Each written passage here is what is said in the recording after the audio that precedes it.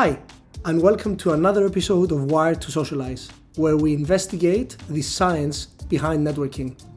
I'm Yiannis Gavrielides, CEO at Covve, and I'm joined by none other than Professor Robin Dunbar. For those who don't know him, Robin Dunbar is an evolutionary psychologist at Oxford University, and he has more than 25 years of research on how humans form relationships.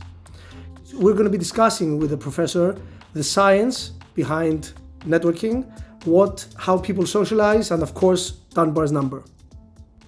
So, Professor Dunbar, in the last episode, we discussed how SAB Miller created a pub within their premises to facilitate socializing between their employees and the building of relationships and trust. And based on your research, singing and laughing help build relationships and bonding between people. So do you think this can be used by companies to actually create environments that would facilitate these interactions and help? The answer is yes, I think it would, but you have to manage it carefully, I suppose. The problem is there is not one solution for the whole world that's going to work everywhere, because a lot of it's going to depend on the culture. Obviously, if you're in a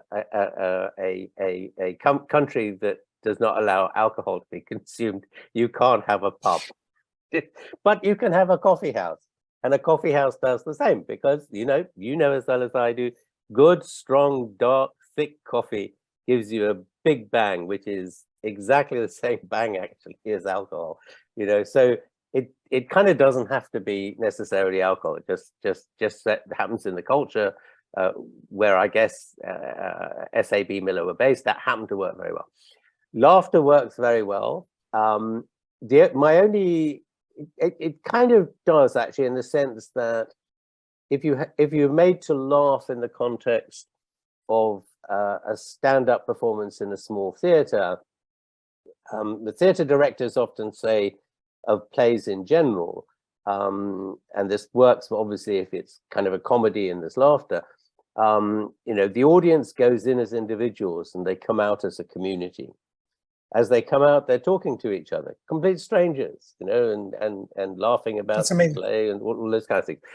So the answer is yes, that can work, but I think it has to be kind of handled quite carefully. The one I really like, because I think it really works instantaneously, is simply singing. And there's been a move towards setting up choirs of various kinds. Now, we're not talking about, singing fancy music, Bach cantatas or something crazy, which requires skill. And this is why singing is better than instrumental things, because everybody can sing, even if they can only sing badly. But if it takes a lot of hard work and practice to learn to play a musical instrument. And, as well as I do, 20 people playing a balalaika badly is terrible. Terrible. But 20 people singing badly sounds actually quite good sometimes. Football. It worries me, but I know you must feel exposed as well and vulnerable, which could help, right? Yes, like opening the.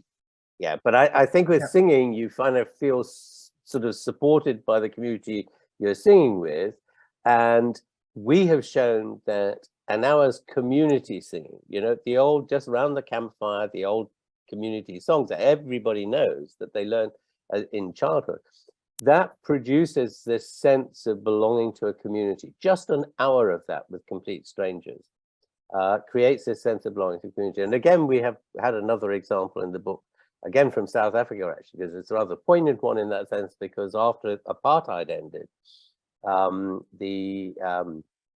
again, this is my South African co-author here, experience. She happened to be working in a government department at the time. And of course, the government departments now consisted of half were the original employees who were all responsible for imposing apartheid, and now the other half were all from the ANC and the revolutionary parties, the people they were supposed to be, oppressing. And so, you can understand the atmosphere was like glass, it's terrible. And somebody had the idea of starting a choir, and it was so successful. People were banging on the door to join the choir. Once they heard about it, once it was up and running, and they had their own uniform, and they competed in choir competitions, and she said it completely changed the whole atmosphere of the department to one where people were collaborating across these former divides in a way which you could not have imagined happening, and it is just instantaneous, the singing. It's just amazing. We always refer to it as the icebreaker effect because it's so quick. You can literally take strangers and put them in. So okay, you know, you've got to think about how you set that up, because you need somebody who's very good and enthusiastic about getting people singing, right?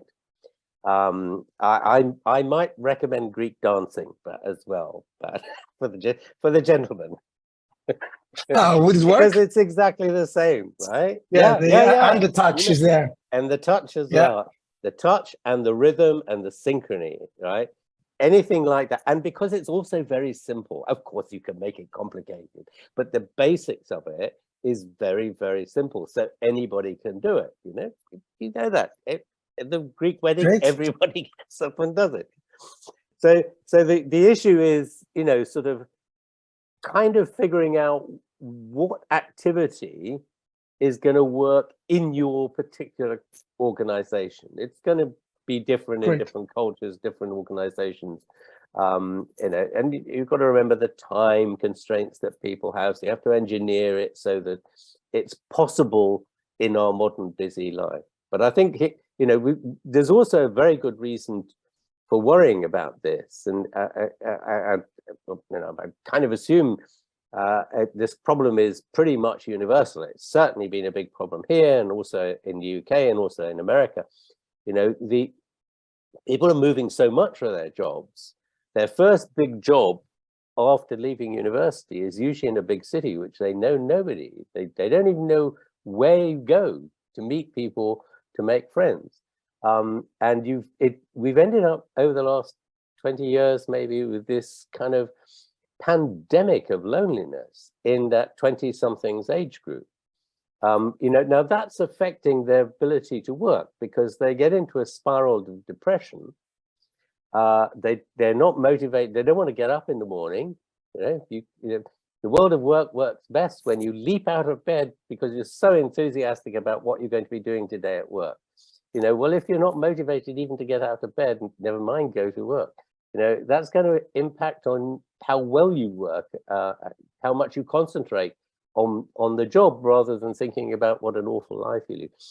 In addition to that, the endorphin system that's created by all these mechanisms, laughter, singing, dancing, whatever, watching plays, so on, triggers the release of natural killer cells in the blood system, in the immune system of the blood, the white cell system. And those protect you against all sorts of diseases, viruses, some cancers, all these kind of things. And therefore, there's a physical benefit in terms of ill health, never mind the psychological health, as it were, your mental health. There's a huge positive benefit in terms of the physical health. That means you have less time off, you know. So you kind of go, it's a no-brainer for business owners, as it were, business organizers, for businesses in general, whatever they may be.